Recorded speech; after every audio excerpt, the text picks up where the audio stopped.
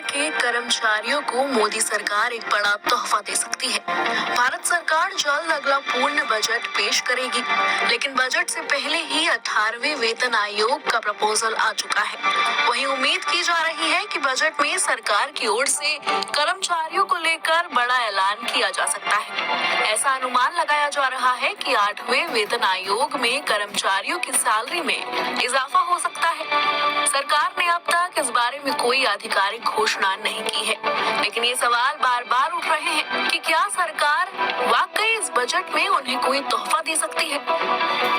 बता दें कि 23 जुलाई को निर्मला सीतारमण बजट पेश करेंगी। बजट से पहले केंद्र कर्मचारियों ने अपनी मांगे रखी हैं। केंद्र कर्मचारी एक साथ मिलकर 8वें वेतन आयोग के गठन के लिए दबाव बना रहे हैं। कन्फेडरेशन के महासचिव एसबी यादव ने कैबिनेट सचिव को पत्र लिखकर 8वें वेतन आयोग के गठन की मांग की है।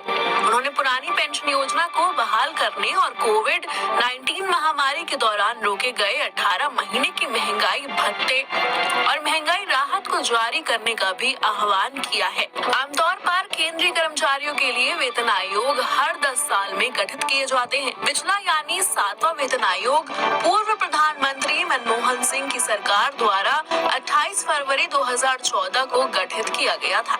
इसने 19 नवंबर 2015 को अपनी रिपोर्ट पेश की। 7th पे कमीशन की सिफारिशें 1 जनवरी 2016 को लागू हुई। इस पैटर्न के हिसाब से अगले यानी 8वें वेतन आयोग की सिफारिशें 1 जनवरी 2026 से लागू होनी चाहिए, लेकिन अब तक उसके गठन का ऐलान नहीं हुआ है। यही वजह है कि कर्मचारी संघ सरकार से जल्द कार्रवाई करने का आग्रह कर रहे हैं। केंद्र सरकार के 1 करोड़ से अधिक कर्मचारी और पेंशन भोगी इस घोषणा का बेसब्री से इंतजार कर रहे हैं। आने वाला बजट पीएम मोदी की सरकार के लगातार तीसरे कार्यकाल का पहला बजट होगा। नए वेतन आयोग की समय सीमा भी नजदीक आ रही है, इसलिए सरकार कम से कम इसके लिए तैयारी शुरू करने के संकेत दे सकती है। इसे तुरंत लागू करने से अर्थव्यवस्था को बढ़ावा मिल सकता है, लेकिन सरकारी खजाने पर दबाव भी पड़ेगा।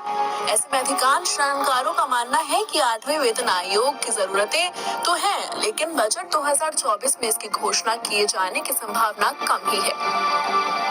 इसके अलावा कर्मचारियों और पेंशन भोगियों की और भी कई मांगे हैं। एनपीएस को खत्म करके ओपीएस की बहाली, बताया डीए-डीआर जारी किया जाए, अनुकंपा नियुक्तियां, खाली पड़े पदों पर भर्ती, कैजुअल वर्कर्स को नियमित किया जाए। बजट पेश होने में अब कुछ ही दिन बाकी हैं। केंद्र सरकार के कर्मचारी और पेंशन भोगी 8वें वेतन आयोग के बारे में किसी भी घोषणा का बेसब्री से इंतजार कर रहे हैं, लेकिन सरकार इस बजट में उनकी इन मांगों पर क्या फैसला करेगी, ये फिलहाल साफ नहीं है। इस बारे में सरकार का कोई भी निर्णय उसकी प्राथमिकताओं और सरकारी खजाने की स्थिति पर निर्भर करेगा। Bureau report, news.